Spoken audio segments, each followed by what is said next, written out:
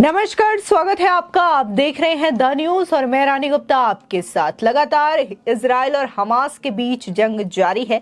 ऐसे में भारत में तमाम लोगों के रिएक्शंस देखने को मिल रहे हैं। हालांकि दुनिया भर के देश इस वक्त इजराइल के समर्थन में हैं और इजराइल के समर्थन में बयान दे रहे हैं। इस बीच बहुत सारे लोग ऐसे भी हैं जो कि हमास के फेवर में बातें कह रहे हैं।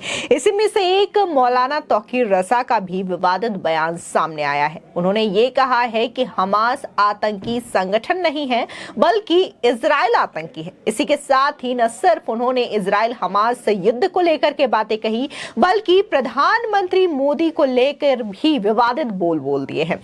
मौलाना तौकीर रजा ने प्रधानमंत्री मोदी को यह कह दिया है कि वो गद्दार है और साथ ही जालिम है। एक जालिम ही दूसरे जालिम का साथ देता है। तो इस तरीके के बयान जो हैं वो तौकीर रजा के देखने को मिल रहे हैं। इस बीच इजराइल ने फिलिस्तीन को बॉर्डर खाली करने का आदेश दे दिया। बता दें कि फिलिस्तीन के पास जो बॉर्डर पर बसे लोग हैं उनको बाकायदा वहां से कहीं दूर सुरक्षित जगह पर जाने का आदेश जो है वो इजराइल के द्वारा दिया गया है। बता दें कि इजराइल लगातार हमास के हमले के बाद जवाबी कार्रवाई कर रहा है और इस बीच इजराइल ने कई सारे ऐसे आतंकी ठिकानों को हमास के ध्वस्त कर दिया है।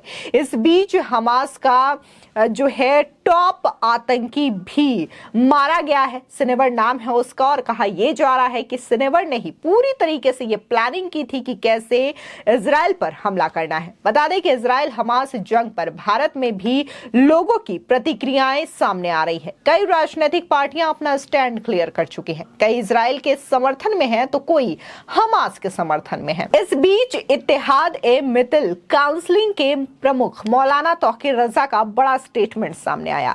उन्होंने पीएम मोदी पर विवादित बयान देते हुए पीएम मोदी को गद्दार बता दिया।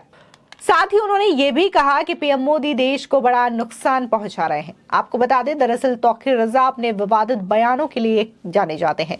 इससे पहले भी वे कई बार पीएम मोदी पर आपत्तिजनक टिप्पणियां कर चुके हैं। बता दें कि एक निजी चैनल को इंटरव्यू देते हुए उन्होंने पीएम मोदी पर न सिर्फ विवादित बयान दिया बल्कि इजराइल और हमास युद्ध को लेकर के भी कई सारे जहर उगले हैं। बता दें कि तौकीर रजा ने कहा कि पीएम मोदी जालिम इंसान है। जालिम ही एक जालिम का साथ दे सकता है। हमास आतंकी संगठन नहीं है। नरेंद्र मोदी गद्दार है। मैं मोदी को गद्दार इसलिए कह रहा हूं क्योंकि उन्होंने देश को नुकसान पहुंचाया। असल में कोई आतंकवादी है तो वो है इजराइल। फिलिस्तीन मजलूम है। पीएम मोदी को इजराइल का जुल्म कभी नहीं भर सकता।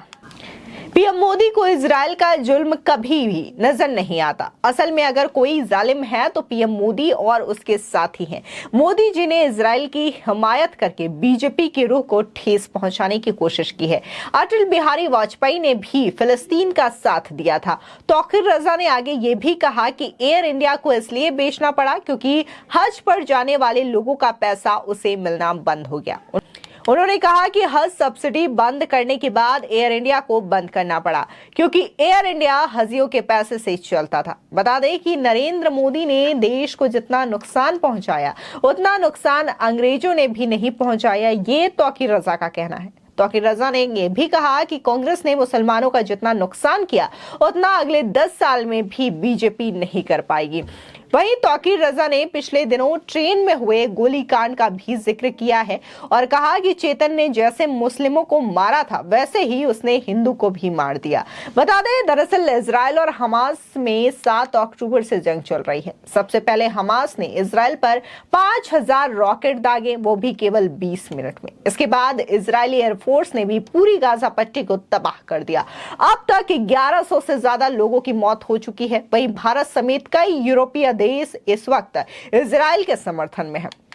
बता दें, जिस तरीके से तौकीर रजा अपने विवादित बोल के लिए जाने जाते हैं, ऐसे में एक बार फिर से उन्होंने न सिर्फ प्रधानमंत्री मोदी के खिलाफ विवादित बात कही है बल्कि उन्होंने इजराइल और हमास युद्ध को लेकर के बड़ी बात कही। उन्होंने हमास को सीधे तौर पर यह कह दिया है कि हमास आतंकी नहीं है। इसी के साथ ही उन्होंने इजराइल को आतंकी करार दे दिया है। बता दें, वहीं दूसरी तरफ देखने को मिल रहा है कि IDF यानी कि इजराइल डिफेंस फोर्सेस ने अपने सोशल मीडिया प्लेटफॉर्म एक्स पर यह जानकारी शेयर की है कि उसने गाजा शहर के सभी नागरिकों को उनके घरों से दक्षिण की ओर निकलने और वाडी गाजा के दक्षिण क्षेत्र में जाने के लिए कहा है।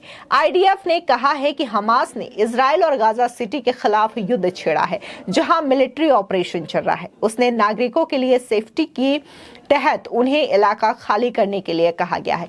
यहाँ पर इजराइल की ओर से देखा जा रहा है कि इजराइल जो है किसी भी इलाके में हमला कर रहा है तो बकायदा वहां पर वो निर्देश दे रहा है कि यहाँ से नागरिक ये स्थान खाली करके सुरक्षित जगह पर चले जाएं। लेकिन अगर बात हम हमास की करें तो हमास ने जिस तरीके से 7 अक्टूबर को इजराइल पर अटैक किया तो वहां पर ना तो नागरिकों को सोचने की टाइम दिया, ना ही किसी तरीके का निर्देश दिया, बल्कि 20 मिनट में 5000 रॉकेट लॉन्च कर दिए, जिसके बाद इजराइल पूरी तरीके से तहस नहस हो गया और वहां पर कई सारे लोगों को बंधक बनाया गया, बच्चों को किडनैप किया गया। वहां पर महिला और पुरुष जितने भी नागरिक हैं उनके साथ किस तरीके से क्रूरता की गई, ये तमाम तस्वीरें इस वक्त सोशल मीडिया पर वायरल हो रही है, जो कि कहीं ना कहीं पूरी तरीके से मानवता को झकझोर देती है। आपको बता दें कि इजरायली सेना ने सीरिया में हमास के समर्थक ईरान के ठिकानों पर हमला किया है। यह हमले दमिश्क के एयरपोर्ट के करीब हुए हैं। दूसरी ओर इजराइल में फंसे अपने नागरिकों को निकालने के लिए भारत ऑपरेशन अजय की शुरुआत कर चुका है।